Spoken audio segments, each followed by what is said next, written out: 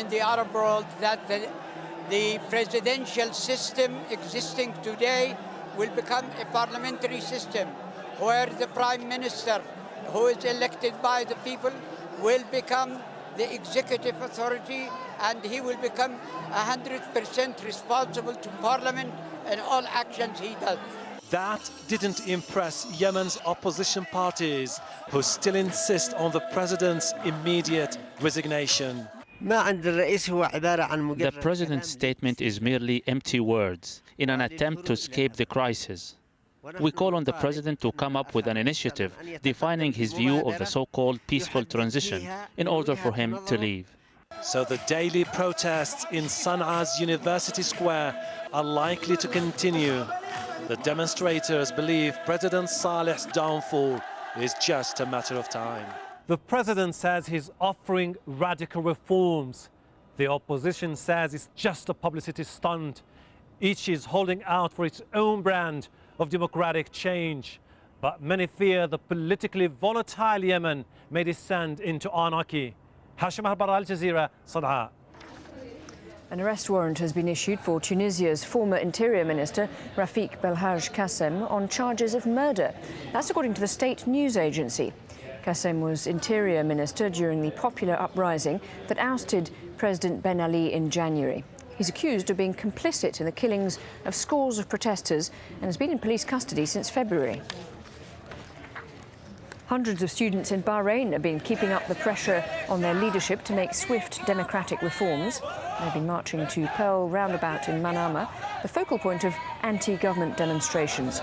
They complain of discrimination by Sunni leaders against the majority Shia population. People in the United Arab Emirates are calling for a popularly elected parliament. A group of Emirati activists and intellectuals has signed an online petition to President Sheikh Khalifa bin Zayed Al Nahyan. Members are calling for free and democratic elections. And just some breaking news coming into us now from the AP news agency, saying that Saudi police have opened fire at a rally in the east of the country after the government there had warned that it wouldn't tolerate protests. And there'd been a degree of unrest in Saudi Arabia. The government had said it wouldn't accept any protests, and some people have clearly decided to try to go against that guidance. And we now understand from AP that Saudi police opened fire at a rally. We're trying to get more information on that. We will, of course, bring it to you just as soon as we do. Now, funerals have been held in Egypt for some of the 13 people killed in recent clashes between Muslims and Coptic Christians. Families carried coffins into the St. Simon Monastery, where thousands gathered to mourn. At least 140 other people were wounded in the clashes. The incumbent president of Côte d'Ivoire will not step down, according to his foreign minister. Presidential claimant Alassane Ouattara has been attending an African Union meeting in Ethiopia. It was holding crisis talks on the situation in Côte d'Ivoire. The United Nations declared that Gbagbo as the loser of November's election, but he has refused to relinquish power. More than 400 people have been killed since the disputed election. Well, Côte d'Ivoire's political deadlock has had a negative effect on the economy, in particular on the cocoa industry, which is the country's main earner. The export of almost 500,000 tonnes of cocoa beans has been stalled as the political crisis continues. Now the country's cocoa board has ordered producers to get back to work. Mohamed Ado has more. The Côte d'Ivoire's economy largely depends on its cocoa crop. But the farmers who will soon be gathering that precious harvest say they're now victims of the political battle engulfing their country. As the presidential face-off between Laurent Gbagbo and Alassane Ouattara goes on, each is issuing different orders to the farmers, and they're getting fed up. Life is becoming more and more miserable for us farmers. Both Gbagbo and Ouattara should leave and let someone with a conscience take over the country's leadership.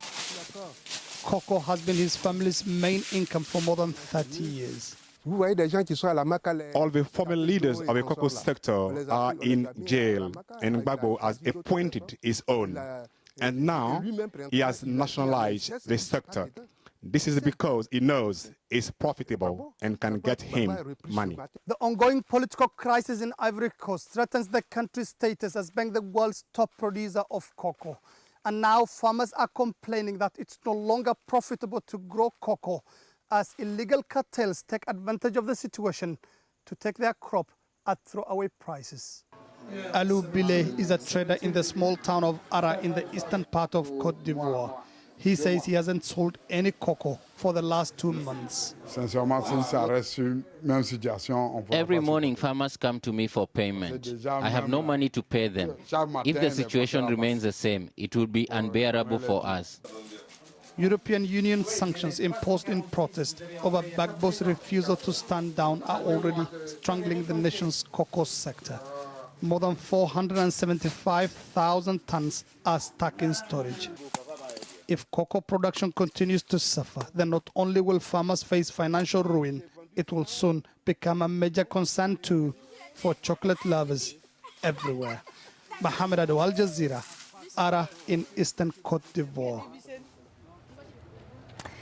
Thousands of tons of construction material bound for Gaza has been sitting in Israel for 3 years. Finally, it's on its way. We'll have much more on this coming up. And what it's like having a 10-figure bank balance. The Billionaire Club welcomes its newest members. Find out where most of them come from.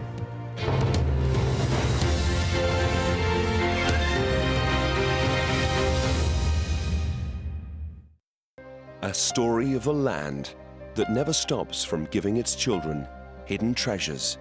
We foster innovation and create bonds between people, between nations.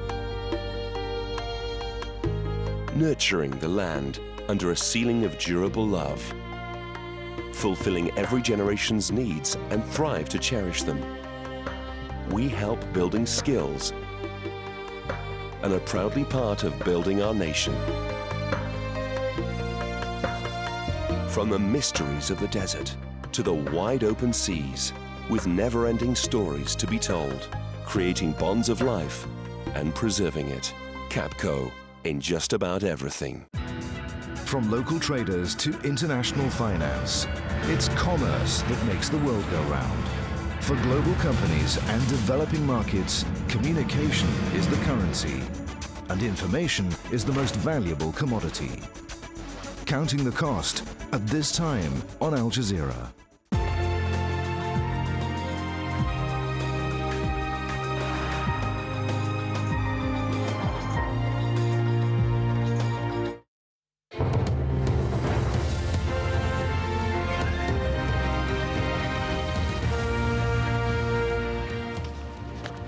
Watching Al Jazeera, a reminder of the developments taking place in Libya, where the uprising against Muammar Gaddafi continues. His son, Saif, says that the military is preparing for a major offensive against rebel fighters.